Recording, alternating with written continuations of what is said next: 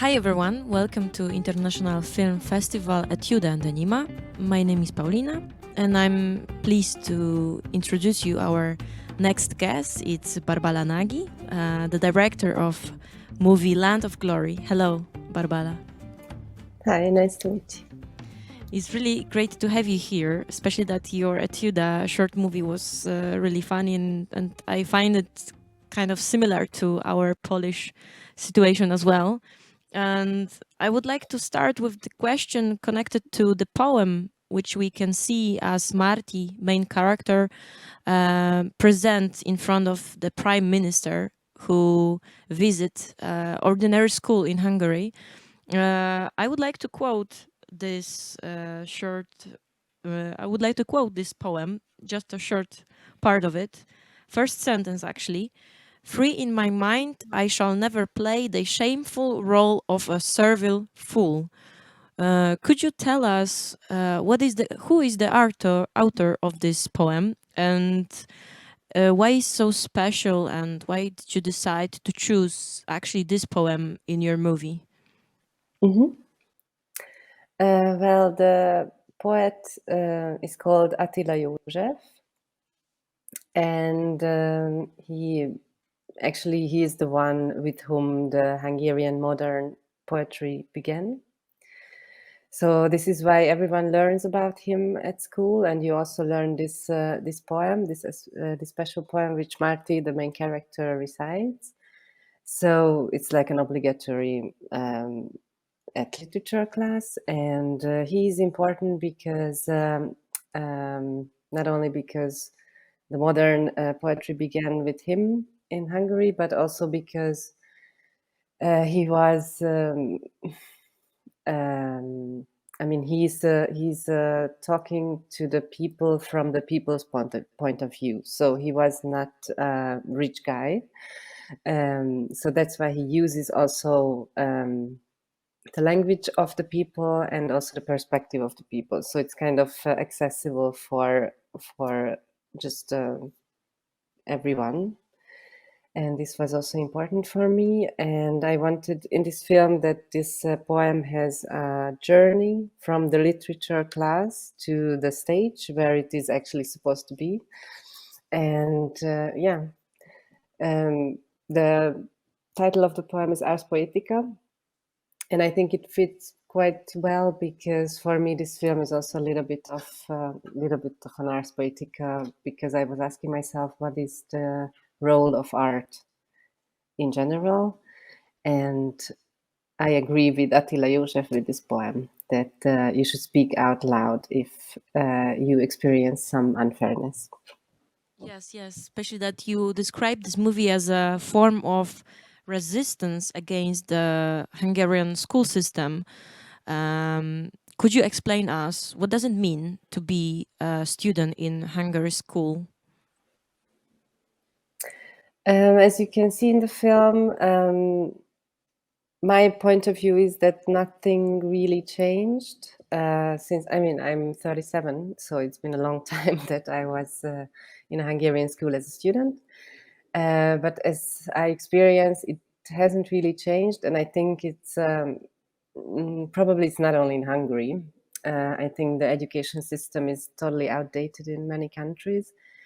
And as you can see in my film, the classes are really big, which makes it very almost impossible to really for the teacher to really concentrate on each student. Of course, if you have like more than 30 students in a classroom, it's not possible to really know what each student needs.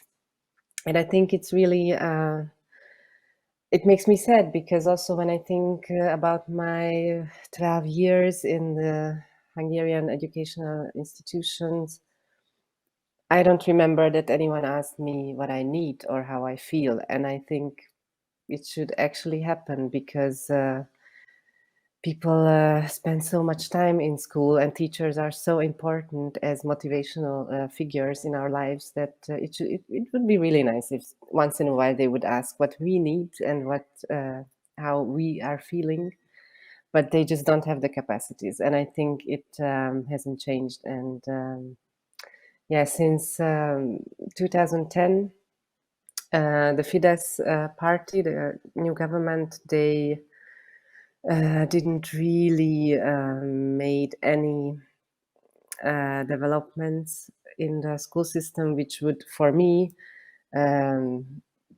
show in the future, in a brighter future, so to say. So that's why I wanted to also deal with this topic, with school as a topic. Okay. You said at the beginning that this poem we were talking about had experienced a journey from literature class to the end, the last scene of your movie, where Marty recite this poem in front of the prime minister.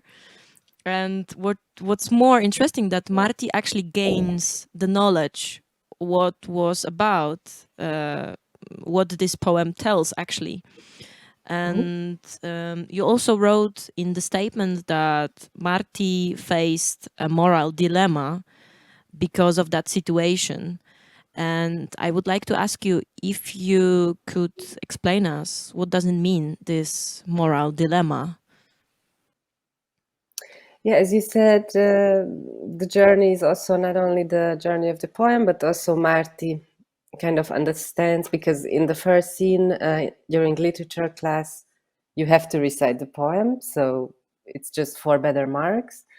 But in the end, it really has a role, like resistance, and she really understands what the poem means. So it's like also an inner journey for Marty, for the protagonist. And the moral dilemma is, of course, if she should obey, because the teachers tell her to recite the poem, to go on stage, to give this whatever to the prime minister, to smile. So this is what the adults tell her. So should she just behave like a A-level student, a good student, and obey and do what she's told? Or should she say something? Because as you can see also in the film, her generation, like her friends, they really don't think it's a cool thing to do this whole stage performance. So she's kind of a little bit stuck between generations. And this is the question, if she kind of stands up for herself and her generation and say, no, we don't want to obey you because it's a new generation with new rules, maybe. I mean, she's not so conscious. This is also only what I say or what I see in this. Or should she obey? And yeah, this is this breaking point for her, I think, in her life. Yes, and she is left alone in that situation, in this dilemma. She cannot find any help, neither from her teacher or her friends. So she's her individual dilemma, which she have to face in the modern times in the school. For me, in your movie, I really liked that you put your national symbols, or here I mean map of your country, in form of the cake. And we can see at the beginning that people from the kitchen preparing the great kingdom of Hungary cake. And I find it really funny, and I find it as well like a good I find it as a good decision to present national symbols, because we got less pathos and patriotic. We got more like a distance to such a symbols. Would you agree? Yes, absolutely. I mean, first we had only the cake in the form of the great kingdom of Hungary. And then, because the first and the last scene were additional shooting like 1 year later with the cake. So that's why we really got very creative, like what could we put on this cake? Like the paprika, the salami, the grapes. So it was a funny process, and yes, also an absurd. It's just the absurdity of this nationalism, in the form of a cake, which, I mean, I grew up with this idea that you have to be proud that you are Hungarian because you have great paprika and salami and wine and whatever. So it's this proud, to be proud was really a part of my childhood and then later my youth. And when I started to travel around the world, I kind of gained distance to this nationalism, like not in a political sense, but still you are proud of your nationality. And it got more and more absurd. Like, why is it, like, every nation has great things? This is what I learned when I started to really live in other countries. And yeah, I think it's absurd, it's funny, and probably every country, every nation has some weird stuff they are proud of. And yeah, it's a little bit outdated also for me, but a lot of people still share this proudness. So this is what I wanted to show. Okay. You have mentioned also in your biography that you have to left your home country because of political reasons. And could you share with us what were the reasons? Mm-hmm.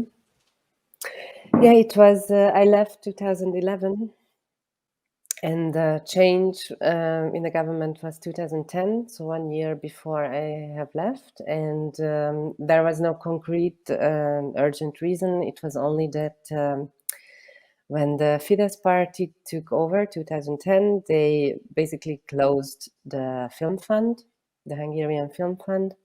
And there was, I think, 2 years of a break, like no productions took place. There was no film shooting. And of course, no one knew what will happen. It was a very strange period for all of the filmmakers in Hungary, I think, or even like shootings which were already like contract signs, everything, they were cancelled. So that was 2 years of no film production in Hungary. And there was a fear what will happen. And actually, I think it was pretty obvious already very early that what kind of direction this government will lead the country, and also the cultural scene, and of course the film scene. And it was not really something where I wanted to be a part of. So that's why I then left to Berlin to study there film directing, because I didn't see myself in this new forming structure. So yeah, this was rather, it's a political reason in a personal sense, so to say. Okay, Yeah. okay. Do you feel like a director who left your home country?